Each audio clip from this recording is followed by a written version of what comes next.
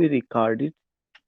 And one thing I want to tell you कि in today's class we will talk about what in today's class we will talk about Jude the Obscure, जो एक novel है Hardy का, उसके बारे में बात करेंगे. Even already you have gone with that novel, but there are some important points which I have noted. Even I sent you PDF, not Jude the Obscure. कल हमने कुछ आपको पीडीएफ भेजा होगा, अगर आई थिंक कि जो और नॉवेल मैंने पढ़ाया था द मैन ऑफ प्रॉपर्टी को लेकर के, या एक और आपका था I that was the Mayor of Casterbridge, या for from the Madding Crowd and Tess को लेकर के जो है, आई थिंक कि आई जस्ट सेंट इट. और मैंने कहा था आप उसे नोट कर लीजिएगा. And today we would like to go with what, today we would like to go with this particular novel, that is what, that is a Jude the Obscure. And remember that when I talk about Jude the Obscure, then there are certain points which you have to remember. सबसे पहला point तो यही आपको ध्यान में रखना है कि जो जूड द ऑब्स्क्योर जो नॉवेल है, इट वाज बैंड. तो एक पॉइंट ये मैंने पहले भी लिखवाया था कि Jude the Obscure as a novel it was banned because in this novel there is what, in this novel there is obscenity. So if you want to note down, you can note down. If you have already noted it, that doesn't matter. Remember that what happened with this novel. In this novel you find that it was banned because there was obscenity. And second point which I want to tell you कि when I talk about this novel, so in this novel you will come to know कि as a novel it came in 1894, 1894 ईस्वी में ये novel आता है. इस novel पे काम होता है. और इस नावल में जो विक्टोरियन सेंसिबिलिटी है उसको लेकर के बहुत अच्छे ढंग से बात की गई है. And what was Victorian sensibility, religion को लेकर के, और रिलीजन के साथ साथ जो एजुकेशनल इंस्टीट्यूशंस है. तो you can just note down 2 or 3 points की एक तो इसमें रिलीजन को लेकर, और रिलीजन के साथ साथ एजुकेशनल इंस्टीट्यूशन को लेकर के, एजुकेशनल इंस्टीट्यूशंस के साथ साथ यू फाइंड दैट कि एक जो मैरिज, जो रिलेशनशिप है, मैरिज का इम्पोर्टेंस सोसाइटी में, और जो एक रिलेशनशिप है उसको, and sex before marriage, sex after marriage, वो चीजें लेकर के उन्होंने बात किया हुआ. तो 3-4 पॉइंट है जो अगर थीम के पर्सपेक्टिव से मैं बात करूंगा तो these points will come. Again I would like to tell you कि as a novel it was banned because it has obscenity. इसमें एक ऑब्स्सिनिटी दिखाया गया. और दूसरा एक important point you will come to know कि after it you also find some other points. And what is that point? कि you come to know कि it talks about what, it talks about Victorian sensibility. And when you go with Victorian sensibility, you come to know here is what, here is religion, here is sexual relationship before marriage and after marriage. And except it you also find what, you also find कि morality को लेकर के बात की गई है. Morality को भी लेकर के कि in society how much morality, goodness, virtues, इसका क्या इंपॉर्टेंस है, रियली में इसका कोई इंपॉर्टेंस है या नहीं भी है, या केवल ये सब only for pump and show के लिए है. तो वी फाइंड दिस थिंग. लेकिन एक चीज यहाँ पर ये देखेंगे कि अभी तक आपने ये देखा था कि women were seduced by men, women were seduced by men. But in this novel for the first time you will come to know कि मेन कैरेक्टर जो प्रोटेगनिस्ट है, जो है आपका जूड फाले है, he was seduced by a woman. तो here is another thing जो point आपको नोट करने लायक है कि अभी तक की नावल में चाहे टेस्ट के साथ हुआ हो या टेस्ट के पहले आपने जो कुछ भी देखा, for from the Madding crowd के अलावा, देर टेस्ट के अलावा मेयर ऑफ कैस्टर ब्रिज में you find that ki helpless woman we find. But here I find what, here we find helpless man. अभी तक जितनी भी नावल है उसमें एक असहाय औरत को दिखाया गया कि औरत जो है इंडिपेंडेंट नहीं है, डिपेंड करती है. लेकिन इस नावल में पहली बार मुझे लगता है कि हार्डी ने एक असहाय आदमी की कहानी दिखाई है. और उसको फ्लर्ट करने वालों में कौन लोग हैं, मेल और फीमेल दोनों. वो एक औरत की हाथ की कठपुतली कैसे बनता है, and how a woman seduces हर, और कैसे उसके ट्रैप में आ जाता है, उसके फंदे में आ जाता है. We find this thing. तो एक अलग स्टोरी और अलग कैरेक्टर लेकर के हार्डी यहाँ पर आते हैं जो जो उन्होंने दिखाया हुआ है.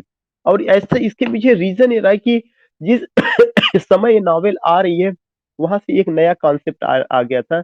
That was the concept of the new woman का कॉन्सेप्ट। विक्टोरियन एज में एक न्यू वुमन एक वर्ड है जो कि ये दिखाता है कि एक हमारे समाज में औरतों का एक नया चेहरा, एक नया रूप देखने को मिलता है, जो अपने राइट्स को डिमांड कर रही हैं, और जो साथ ही साथ जितने भी इंस्टीट्यूशंस हैं, चाहे वो इंस्टीट्यूशन रिलीजन का हो, एजुकेशन का हो, उसको डिसरिगार्ड कर, उसको उतना इंपॉर्टेंस नहीं दे रही है। वो ये नहीं कहती है कि हम इस जो टैबू है, if I use the word TABOO, या स्टीरियोटाइप जो थिंग्स है, उसमें बंध के नहीं रहना चाहती है। और इसमें आप देखेंगे एक इंपॉर्टेंट कैरेक्टर है अराबेला करके। अराबेला एक इंपॉर्टेंट कैरेक्टर है।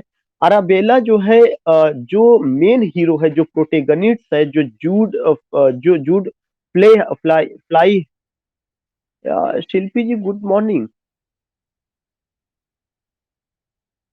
We are taking novel of Hardy's novel.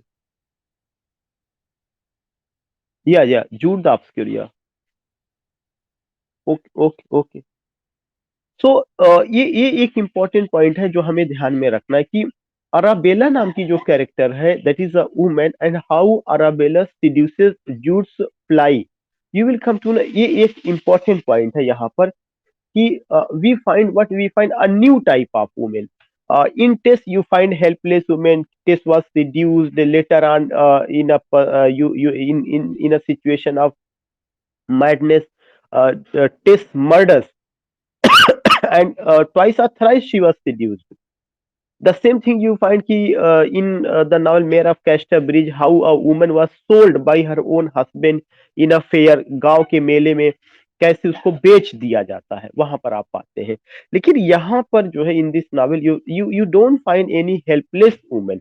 Here you find what? Here you find an independent woman, and woman who is rigid, woman who has a firm determination, woman ultimately who wants to play her significant role, and she decides what she likes and what she dislikes. That is the point. वह जो है क्या करती है कि life को और दुनिया को she doesn't see with the spectacle of male. वह मर्द के चश्मे से दुनिया को नहीं देखती है। दुनिया को देखने का उसका अपना नजरिया है, वह अपने चश्मे का इस्तेमाल करती है, और उसी हिसाब से वहां पे वह हेल्पलेस नहीं है, वह जो है मीक माइल्ड नहीं है। ऐसा नहीं कि वह कमजोर है या जो है डिपेंड कर रही, नो नॉट एट ऑल। यहाँ पे हार्डी ने जो वीमेन का कैरेक्टर है, आई आई थिंक कि वो जो है डिस्कस करने की जरूरत है, क्योंकि अभी तक जितना भी वीमेन आई है in the novel of Hardy, you find them, how you find them, they are fragile, they are weak, they are meek, they are mild, they are not in position to take any decision. Even they are going to be suppressed, they are going to be oppressed, but they don't raise any voice. वे अपने operation और अपने suppression के खिलाफ आवाज नहीं उठाती हैं। लेकिन इस नॉवेल में मैं नहीं कहता कि वीमेन का सप्रेशन हुआ है, लेकिन वीमेन इतना पॉजिटिव है कि अराबेला जो सीड्यूस करती है, किसको सीड्यूस करती है? जो जूड फ्लाली है, जो मेन कैरेक्टर, उसको जो है। तो इस तरह से आप जो पाएंगे कि जो सिचुएशन है, जो स्टोरी है, वो कैसे टर्न कर रही, कैसे जो जो कॉन्सेप्ट ऑफ न्यू वुमेन है, विच यू फाइंड कि अल्टीमेटली कि they have rights, they can choose their life partner, they ultimately believe that ki what type of relationship they have to go, whether they have to go they have to maintain such a relationship that occurs before marriage, after marriage या post marriage इन सब चीजों को। and they don't give any value to religious institution, social जो norms हैं, उन सब चीजों को उतना ज्यादा इंपॉर्टेंस नहीं देती है। और तू जो सबसे बड़ी चीज है कि it's not the story of what, it's not the story of any mega metropolitan city या एनी सिटी और लंदन, नॉट एट ऑल। ये लंदन की कहानी नहीं है, बल्कि लंदन की उस गांव की कहानी है। तो गांव में भी आप इस तरह की सोच को देख सकते हैं कि कैसे how the village of England is going to change day by day. England का जो विलेज है वो कैसे चेंज हो रहा है। तो it's a regional novel, and in this novel you find the same thing, that is what Wessex का सेटिंग है। लेकिन उस वेसेक्स में तब्दीली देखने को मिलती है। उस वेसेक्स में हेल्पलेस वुमेन नहीं है, उस वेसेक्स में एक हेल्पलेस मैन है। और वह हेल्पलेस मैन क्या है? If I am using this particular word helpless man, क्योंकि when you compare that male with another woman, you find that he is not bold. What happens with him? He is ready to accept, ऐसा लगता है कि in comparison of women, he is meek, he is mild, he is gentle, he is soft, he is not in position to raise voice against the particular suppression oppression which is going to happen. So you will come to know ultimately there is a topsy turvy situation, things are going to what, things are going to turn at all, वहां पे वो चीजें देखने को मिलती हैं. So here I want to tell you, when you talk about Jude the Obscure, so as a novel you will come to know कि it just published in 1896, but before 1896 इस पर काम 1895 में भी होना शुरू हो गया था. एक तो जैसा ऑलरेडी आई टोल्ड यू कि all most of his novels published, how most of his novels published in fragmented way. एक उसका सीरीज आता था या उसका हिस्सा, ये आज इतना आएगा कल आएगा, तो न्यूज़पेपर्स वगैरह में पब्लिश होता था. The same thing we find here. दूसरा एक चीज आपको जो ध्यान में रखना है कि ये जो नॉवेल आया हुआ है, जब पहली बार जिस मैगजीन में पब्लिश होता है उस मैगजीन का नाम था Harper's new monthly magazine. What was the name of the magazine? It's a very important question. It first came in magazine in 1894 and 1895, and as a book it came in 1896. दो चीजें ध्यान में रखना है कि ये जो है 1894 ईस्वी में आया, 1895 ईस्वी में आया. और ये जब आया जो है तो उस समय जो है ये क्या हुआ था, यह जो है इसके कुछ हिस्से आते थे, आज इतनी हिस्टोरिकल इतनी परसों, इस तरह से उसका एक सीरीज उसका चलता था. बट जिस मैगजीन में ये पब्लिश हुआ है, for the first time it came in that magazine, the name of that magazine is Harper's new monthly magazine, 1894 and 1895. दूसरा चीज कि इसमें जो है उन्होंने फिर उसी चीज को, इन्वायरमेंट को लेकर उन्होंने बात की है, the particular environment in which the people are living. He also talks about human nature, but here you find what, here you find कि यहाँ का जो ह्यूमन नेचर है वह बिल्कुल अलग है. हियर यू फाइंड दैट कि यहाँ का जो human nature that is entirely different, that is totally different. यहाँ पे यहाँ का human nature you find that कि they are ultimately what, they are going to revolt against the established norms, specially the relationship between husband and wife, relationship before marriage, relationship after marriage, live with relationship. These things we find even in Victorian era. आज के 150 साल पहले हम इस चीज को जो है महसूस कर सकते हैं, specially in this novel. So you come to know कि as a novel, as a book in the form of the book, it came in 1896. But before coming in the form of the book, it published in a magazine. The name of that magazine, Harper's New Monthly, and it happened in which year? It happened in 1894 and 1895. That is an important point. Second important thing कि this is a novel that talks about the deadly war. वह deadly वार को भी बात करता है. और यह deadly वार किससे रिलेटेड है? That deadly war does not mean कि dropping of the bomb, cutting the throat of the enemy, using the sword, army forces has been deployed. No, not at all. It does not mean that is only the form of the deadly war. Deadly war in another way, that is what mechanization, urbanization, industrialization, migration of the people, and so many crises and the problems you find here also. So what I want to tell you कि here is what, here is also the concept of the deadly war. ये एक बहुत important point है जो इस novel से जुड़ा हुआ है. और यह वार किस रूप में देखने को मिलता है? इंडस्ट्री के रूप में, मशीन के रूप में, कि इंडस्ट्री और मशीन ने आदमी की जिंदगी को कितना घातक बना दिया, कितना उनके अंदर की जो सोच है, जो इमेजिनेशन, जो ओपन फील्ड, जो उनका अपना लाइफ इतना ब्यूटीफुल थी, ओपन स्काई और समुद्र, पहाड़, जो नेचर के इतने करीब थे, इंडस्ट्री ने उनकी इस पूरी सोच को बिल्कुल गड़बड़ कर दिया. और अब वो जो है क्या करते हैं कि they don't have time, and the people who are living in village area, they are going to migrate from village to city area. Job की तलाश में, पेट की आग को बुझाने के लिए, नौकरी की तलाश में वे गांव को छोड़कर शहरों की ओर माइग्रेट कर रहे हैं. तो ये एक निगेटिव इम्पैक्ट है किसका? इंडस्ट्री का. और जब वो जो है शहरों में जा रहे हैं तो वहां का कल्चर क्या है, कैसी है, और फिर जब वे वापस आते हैं तो कहीं ना कहीं they come back with what, they come back with the culture where they are living. Mean city का कल्चर गांव की ओर कहीं ना कहीं उसको इन्फ्लुएंस कर रहा है.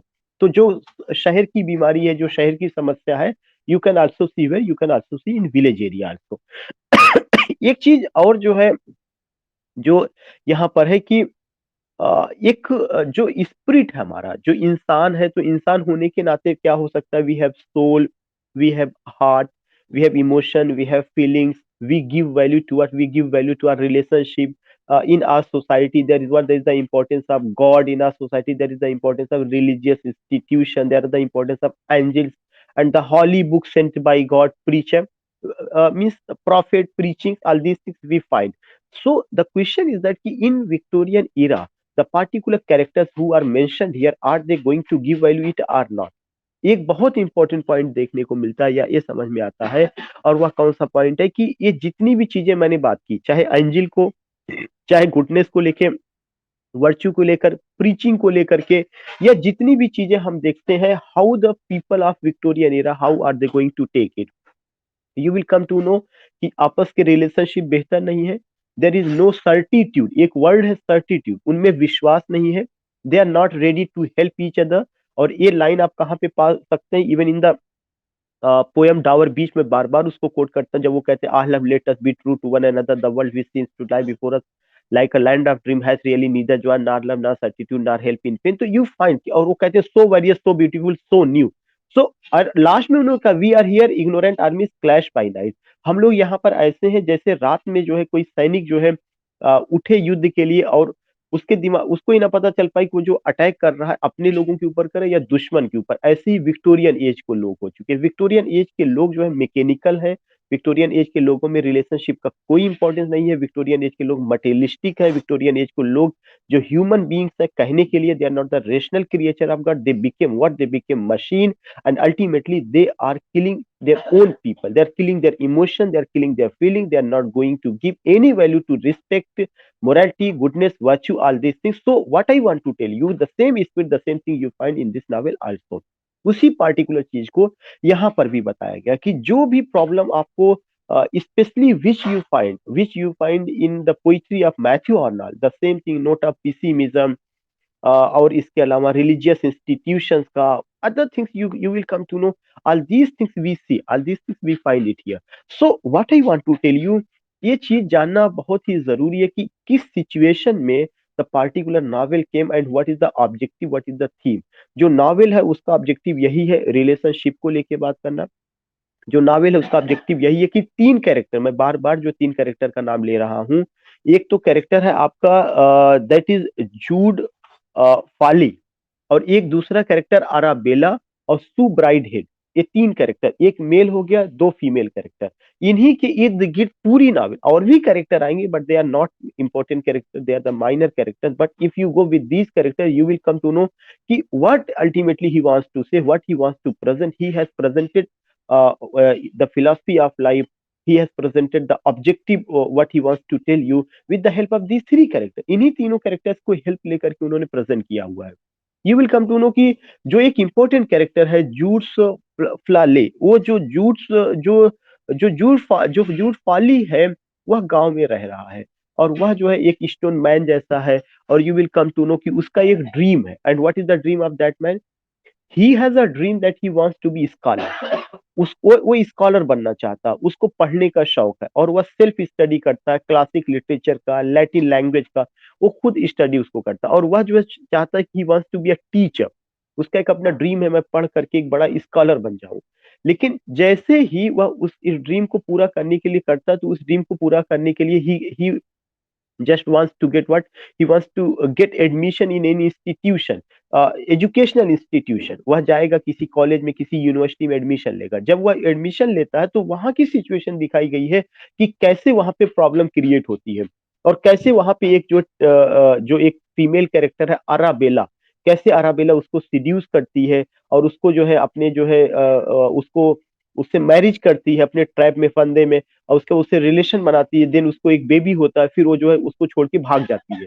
तो एक ये सिचुएशन आप यहाँ पर देखते हैं जो उसके साथ हो रहा है, the man who came to get education, जो आदमी एजुकेशन को प्राप्त करने के लिए आया, उसके साथ उस इंस्टीट्यूशन में क्या होता है, how his dream is going to be crashed, कैसे उसके सपनों को चकनाचूर किया जाता है, उसको जो है जो ऑब्जेक्टिव है, the particular aim of his life, how the things are going to be crush, how the things are going to be suppress, कैसे चीजों को सप्रेस किया जा रहा है, क्रश किया जा रहा है, these things you find. So what I want to tell you, it's a very important point when you go with this novel, you come to know ultimately कि वो एक कैरेक्टर है, लेकिन वह कैरेक्टर आवाज है उस पूरे समाज की। You don't have to take कि जूड फाली जो है, ऐसा नहीं कि Jude Fawley is only a man, but Jude Fawley is representing such a people. He is the voice of such a people who wants to get education. But ultimately, those who are living in remote area, those who are living in village area, when they come to city area or get admission, then how the people या other people who are living in this society, how they crush, how they just broke their dream, ये चीज वहां पे दिखाया गया कि जूड फाले जैसे लोग जो है, जो गांव में रह रहे हैं, उनका जिनका शौक है कि मेहनत करके मैं पढ़ाई करूं, जब वो आते हैं इंस्टीट्यूशंस में, तो उनके सामने क्या दुश्वारियां आती है, कैसे वे लोगों के शिकार बन जाते हैं, because they don't know the city culture, because they don't know the clever people who are living in city area. तो उसको शिकार बनाने वाली सबसे पहली लेडी जो होती है, उसका क्या नाम है, अराबेला। अराबेला उसको करती है, अराबेला उसको मैरिज का झांसा देती है, या जो कुछ भी, you will come to know कि अल्टीमेटली कि he came in the trap of Arabella, वह अराबेला के ट्रैप में आती है। And you will also come to know कि Arabella seduces her, then she becomes pregnant, and then there is a baby, and she leaves that man. तो यहाँ पे एक सबसे इंपॉर्टेंट क्वेश्चन हुआ कि is there any importance of this marriage. अभी तक तो ये क्वेश्चन किया गया, या मैंने खुद आपको ये कहा कि how male exploited woman, but here you find कि अराबेला एक्सप्लाइटेड हूम। अराबेला जो एक औरत है, उसने एक मेल को एक्सप्लाइट किया। वह मेल कौन है, जूड फाली, और उसने मैरिज किया। तो अब मैरिज को, इस मैरिज का क्या इंपॉर्टेंस है, you married with that man only for what, only to be pregnant, only to beget a lady, then you left that man। और वो जो है परेशान है, उसका जो ड्रीम है, उसके और भी जो उम्मीदें हैं, सारी की सारी उम्मीदें क्रश कर जाती हैं। सो यू फाइंड, एक मैंने सबसे पहले बताया था कि इस नावल का सबसे बड़ी खासियत यही है कि जो नाम्स हैं, सोसाइटी के जो रूल्स हैं, उसको कैसे तोड़ा जा रहा है। उस तोड़ने वाले में ऐसा नहीं कि केवल मेल ही है, उनको तोड़ने वालों में फीमेल है। यह न्यू वुमेन का कॉन्सेप्ट है। जो न्यू वुमेन है, वह बताती है कि she is conscious to their rights. ऐसा नहीं कि वे जो है केवल बंधी हुई है किसी पार्टिकुलर चीज में, और केवल मर्दों का ही ये ऐसा चेहरा है, नहीं। एक तरफ, दूसरी तरफ उन्होंने ये भी दिखाया कि ऐसे ही कुछ और औरतें भी हैं जहाँ पे आप इसको पाते हैं। तो एक एपिसोड अगर आपको इस नावल को समझना है, तो वह एपिसोड किससे रिलेटेड है, that is related the particular relationship between two people, that is the Flale, और and the second is who, that is Jude Fali and Arabella। तीसरा एक आता है जो Sue Bridehead. Sue Bridehead का भी relation बनता है। Sue Bridehead is engage, but you will come to know कि सू ब्राइड हेड का केवल कोई फिजिकल रिलेशनशिप नहीं है। जूड अल्टीमेटली लव सू ब्राइड हेड, और सू ब्राइड हेड भी अपना एक आइडियोलॉजी, उसका अपना एक सोच है। लेकिन सू ब्राइड हेड और जूड में पटरी नहीं खाती है। क्यों? जूड का विश्वास क्रिश्चियनिटी में बहुत ज्यादा है, लेकिन जो सू ब्राइड हेड है, वह स्केपिस्ट टाइप की है। उसका स्केप्टिसिज्म में, स्केप्टिसिज्म का उसका कॉन्सेप्ट है, गॉड को लेकर, रिलीजन को लेकर, प्रीचिंग को लेकर, बाइबल को लेकर की वो चीजें। लास्ट में आप ये पता चलेगा कि यह एक बहुत बड़ा चीज है कि सू ब्राइड हेड क्रिश्चियनिटी से उसका विश्वास ही टूट जाता है। और विक्टोरियन एज में ये दिखाना कि कोई कैरेक्टर जो है क्रिश्चियनिटी में नहीं विश्वास कर रहा, इंग्लैंड जैसे कंट्री में, जबकि बहुत चरम पे वो चीजें थी, वहां पर भी बहुत ऑर्थोडॉक्स था, तो यह अपने बड़ा क्वेश्चन मारता है। और इन्हीं सारी चीजों को लेकर के नावल वाज बैंड की ऑब्स्टिनिटी है। और एक कैरेक्टर ऐसा दिखाया गया जो जो क्रिश्चियनिटी को त्याग दे रही है, और यूरोप में ये बात दिखाना, तो ये अपने में बहुत बड़ी बात थी, चैलेंजिंग इशू था, but Hardy did this thing. और किसके माध्यम से? Sue Bridehead. Later on you will come to know कि सिचुएशन कैसे टर्न होती है। बाद में फिर जो है इसको क्या कहते हैं कि जूड फाली को जो है अराबेला की ही गोद में जाना पड़ता है, वहां पर उसको दोबारा चीट किया जाता है। Then you will come to know last में बीमार पड़ जाता है, मर जाता है। तो वी फाइंड दैट कि जो पूरा जर्नी है जूड फाली का, वह जर्नी क्या होती है? क्रश होती है। और वह उसके अपने जो ड्रीम्स हैं इस सोसाइटी में पूरा नहीं हो पाते। He has dreams, he wants to be a scholar, he wants to be a well educated person, but his dream is broken, his dream is broken because क्यों? The particular system does not allow to live in that situation, so we find these things। So just I want to tell you कि इन सारी चीजों को लेकर के बात की गई है। तो एक जो पॉइंट आता है कि जूड फाली और जूड फाली का रिलेशनशिप आराबेला, फिर उसके बाद जूड फाली वर्सेस सू ब्राइड हेड, एक ये चीज, लास्ट में जूड फाली की मौत। लेकिन इनमें दो दो औरतों का जो रोल है वह अलग अलग है। जो सू ब्राइड हेड है, वह इतना क्लेवर नहीं है, लेकिन उसकी अपनी एक अलग स्टैंडिंग है, उसका अपना एक आइडियोलॉजी है। वह उसको जो है दबने नहीं देती है, वो उस अपनी आइडियोलॉजी को लेके कोई कंप्रोमाइज नहीं करती। अगर वो कहती है मेरा विश्वास क्रिश्चियनिटी में नहीं है, तो नहीं है। और इसी वजह से शायद उसका रिलेशनशिप नहीं बन पाता है। किससे नहीं बन पाता है? यू विल जूड फाली से। Second important point I want to tell you कि इसके अलावा एक और कैरेक्टर है Christminster. Christminster not character, but एक स्कूल है जो कि एक ऑक्सफोर्ड यूनिवर्सिटी का एक सिचुएशन पैदा करता है, क्रिस्ट मिंस्टर करके एक सिचुएशन है। बाकी पूरे नॉवेल में जो है यू कम टू नो कि there is a frank handling of sex and religion, दो चीजों को लेकर की बात की गई है, सेक्स को और रिलीजन को एक फ्रैंक हैंडलिंग है, और इसी वजह से कहा गया कि यहाँ पे ऑब्ससिनिटी है, और इसको कुछ समय के लिए क्या कर दिया जाता है, बैन कर दिया जाता है। हार्डी के एक फ्रेंड थे जिनका नाम था Gosse, GOSSE, Hardy friend Gosse, I will send you this matter. Hardy के फ्रेंड गॉसी ने कहा था कि उन्होंने इस नावल को ग्रीमी और इनडिसेंट पाया। इस नावल में कोई डिसेंसी नहीं है, कोई सज्जनता नहीं, नावल कोई बहुत ऐसा नहीं है जिसमें ये कहा जाए कि बहुत बेहतरीन चीजें हैं, बल्कि ही सेज दैट कि in this novel what is there is grimy and indecent, उन्होंने वर्ड यूज किया हुआ है। So what I want to tell you कि कुछ ऐसी चीजें रही हैं जो हमें ध्यान में रखना है, कि उनके फ्रेंड गौसे ने ये कहा कि यह जो नॉवेल है यह कैसा है, एक तरह से ग्रीमी और इनडिसेंट है।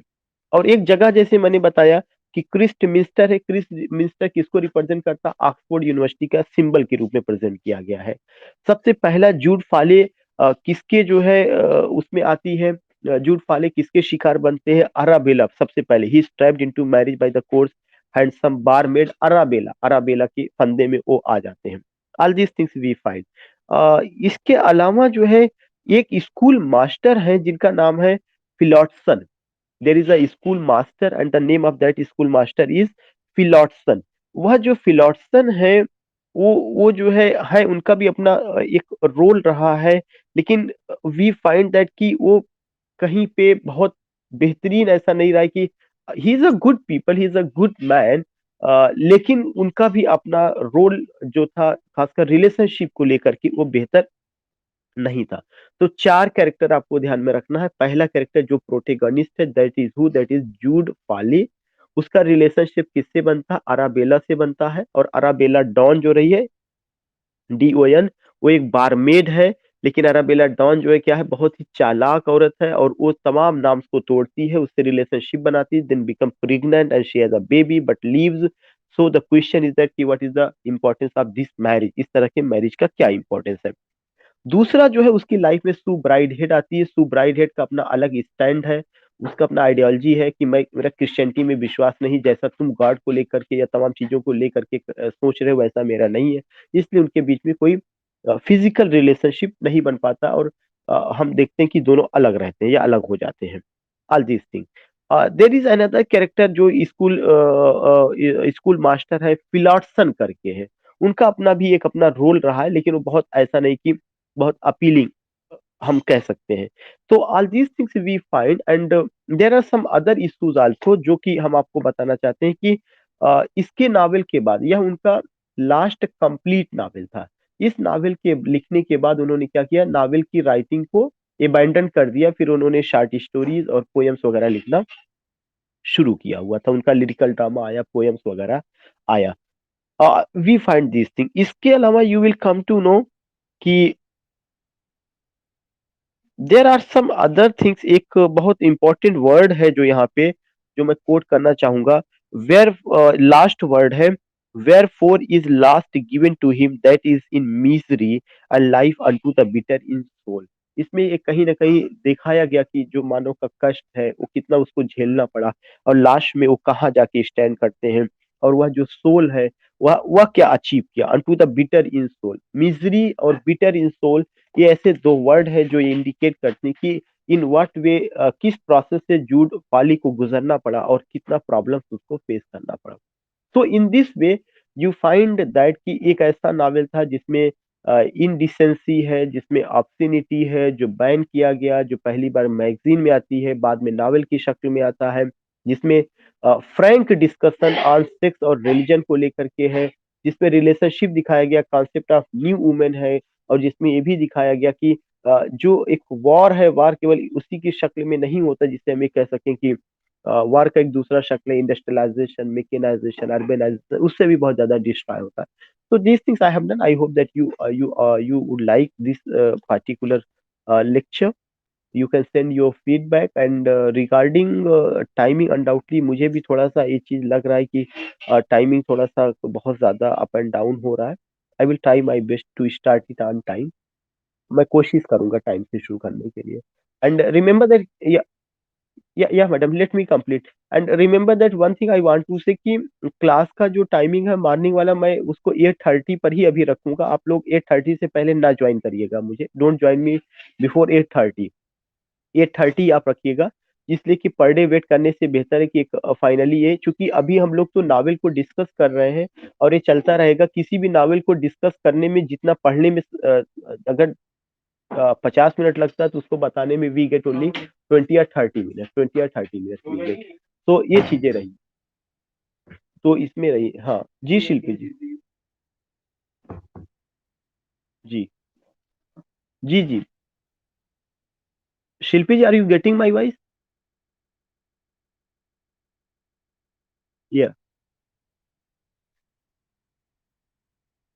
when you say ki what is the difference between drama and play, there is no difference, but drama is what, drama is the alternative term for play, yeah, play is the alternative term for drama. But remember that ki when play is going to be performed, play का मतलब always in action, because when you use कि I play cricket, तो play means action, play means का action. तो drama में भी action है, play में भी एक्शन है, लेकिन व्हेन यू से ड्रामा तो it becomes drama only in that situation when it has a written shape and it has intention to be perform. तो ऐसा कोई ये नहीं कह सकता कि ड्रामा में या प्ले में कोई अंतर है। एम एच एब्राम्स खुद ये कहते हैं कि drama is an alternative term for play. कोई ऐसा कोई कोई ऐसा डिफरेंस नहीं। अगर कोई ये कहता है कि कोई डिफरेंस है, तो आई थिंक वो जो है बहुत स्पष्ट बातें नहीं कह रहा है। या या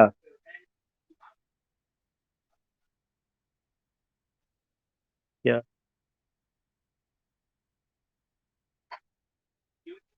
हम्म हम्म या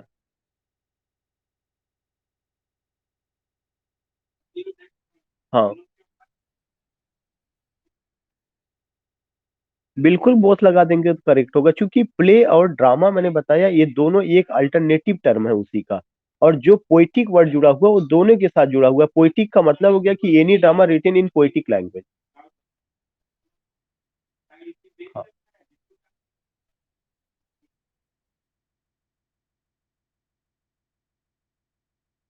या yeah there is an address of singer. या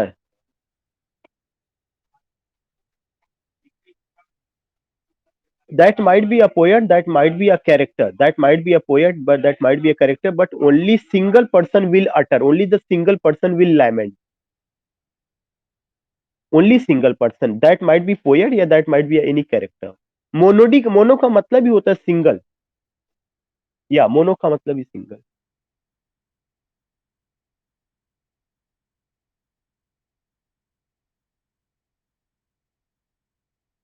या does, thy father lies, thy father lies। Actually, when you say कि on whose death it has been written, to that's a poem. There was a sailor. It's these lines have been taken from the play. These lines have been taken from a play. Ultimately, it's a part of his play, and you will find that there was a sailor. That sailor ultimately, when he was going, he was on voyage. He just there was a ship wrecking, and he was no more in this world। तो उसी की life को लेकर के उन्होंने उसको लिखा हुआ था।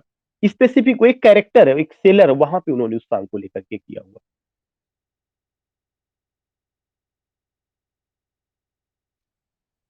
हाँ, पर्टिकुलर पर्सन डेथ का मतलब कि in that is what I want to say कि वो जो लाइन है, that particular line, that particular elegy, वो एक शार्ट एलिजी होता है, 8 लाइन का, 10 लाइन का, 14 लाइन का, 20 लाइन का। वह उनके एक जो है ड्रामा का हिस्सा है। जैसे जो है आपको याद होगा, जो मर्सी था, मर्सी जो है किसका हिस्सा था? द मर्चेंट ऑफ वेनिस का हिस्सा है। तो ऐसे ही ये भी जो लाइन है यह उनके एक प्ले का हिस्सा है, और द टेम्पेस्ट का मुझे जहां तक याद आ रहा है शायद द टेम्पेस्ट का हिस्सा है। तो उसमें दिखाया जाता है कि there is a sailor and that sailor was on on the way, और वह सेलर क्या होता है, डूब जाता है। और वो सेलर का कैरेक्टर उन्होंने, वो कैरेक्टर मुझे नहीं याद आ रहा, उस सेलर रहता है। तो उसमें उसकी बेटी अपने फादर की वापसी का इंतजार करती है। तो उसमें उन्होंने उस डेथ को लेकर के उस पर एक सॉन्ग किया हुआ था, वो चीज वहां पे दर्ज कर रहा है, full fathom five by father life.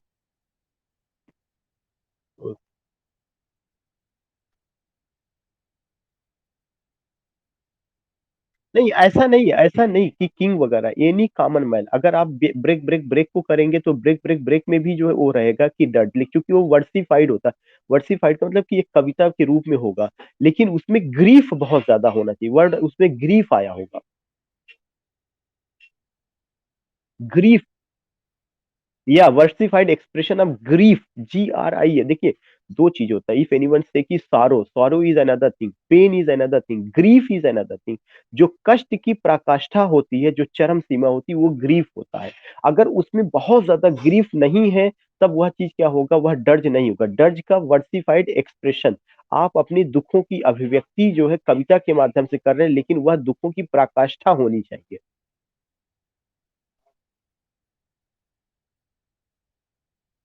हाँ, LG होगा। या या या okay okay. I think now we should conclude this lecture. Meet you in the evening.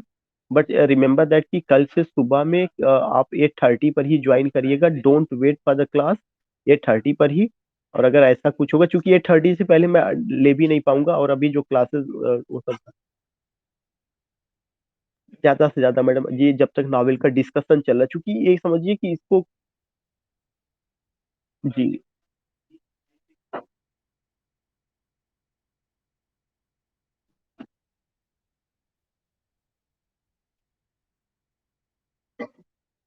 नहीं नहीं,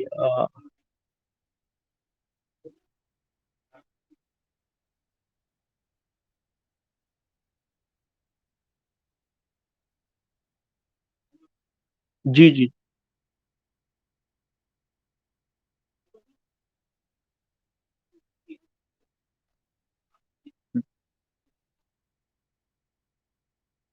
नहीं, किस चीज को लेके?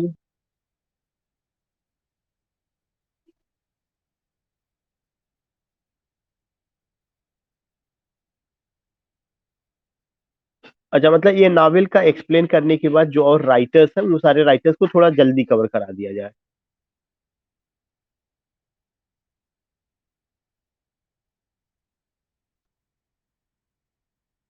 हाँ हाँ हाँ हाँ, बिल्कुल बिल्कुल, आई कैन अंडरस्टैंड, या।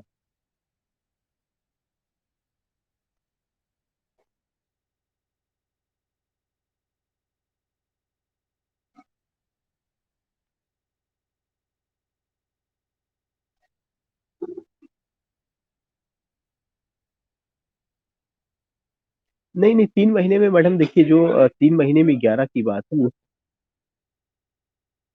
नहीं, मूवमेंट की जो आप बात कर रही हैं, मूवमेंट तो जो है, जब आपने हिस्ट्री ऑफ इंग्लिश लिटरेचर पढ़ा है तो सारे मूवमेंट तो ऑलरेडी हो गए। रिनेशा आपने पढ़ा, वो मूवमेंट हुआ। नियो क्लासिसिज्म आपने पढ़ा, वो मूवमेंट हुआ। रोमांटिसिज्म आपने पढ़ा, वो मूवमेंट हुआ। नहीं नहीं, उसमें जो छूटा हुआ था वो मूवमेंट जो है मॉडर्न एज का है, दादाइज्म, निहिलिज्म, सरियलिज्म, वो जो मूवमेंट रहा था वो टर्म। हाँ हाँ, वो मॉडर्न, हाँ वो मॉडर्न है। नहीं नहीं, एक्चुअली देखिए, जो आपका सजेशन है उस सजेशन पे जो है किया जाएगा, उसमें कोई ऐसा नहीं है। दूसरा सबसे बड़ा चीज है कि विद इन 3 मंथ आपने history of English literature cover किया, फॉर्म्स एंड मूवमेंट को कवर किया, और राइटर भी वो चीजें रही हैं। मैं तो नावल का स्टोरी इसलिए आपको सामने लेके आ रहा था कि शायद लाइव आने से आपको और वो चीजें बहुत बेहतरीन समझ में आ जाएगा। ये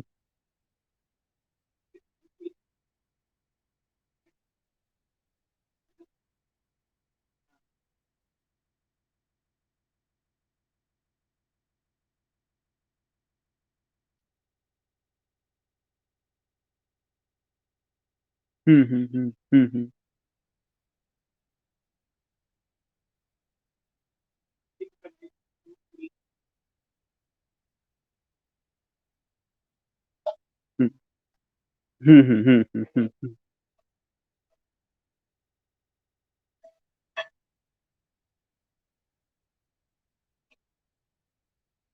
नहीं नहीं जो नहीं नहीं जो राइटर्स हैं, देखिए अब ये ऐसा है ना मैडम, अभी इसके बाद के जो राइटर्स आएंगे उसमें इतना ज्यादा नहीं, एक टी एस एलियट बड़ा राइटर है, वहां पे थोड़ा सा समय लगेगा। टी एस एलियट के बाद अगर आप देखेंगे कि जो और राइटर्स हैं वो इतने ज्यादा नहीं है जितना हमें यहाँ पे, जैसे हार्डी का बस 4-5 नावल लेना था, मुझे लगता है एक और शायद under the green wood tree करना पड़ेगा, उसके बाद हम लोग चार्ल्स डिकेंस पर आएंगे। लेकिन हार्डी और डिकेंस, नहीं हाँ जो भी इंडियन वाले हैं, इंडियन वाले में बहुत ज्यादा नहीं है, इंडियन वाले में उतना दिक्कत भी नहीं, वो तो केवल आप ये समझिए कि उसका तो सारा पीडीएफ बना करके आपको पीडीएफ से ही मैं उसमें करूंगा, उसमें उसकी उस वहां पे लाइव नहीं आना है, वहां पे तो केवल कुछ राइटर पर ही लाइव आना है जिसके कैरेक्टर्स बहुत इंपॉर्टेंट है, जिसके जो चीजें बहुत इंपॉर्टेंट, जैसे अमेरिकन में चलेंगे।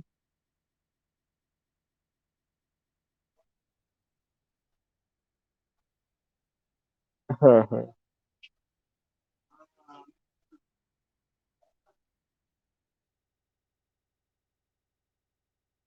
हम्म।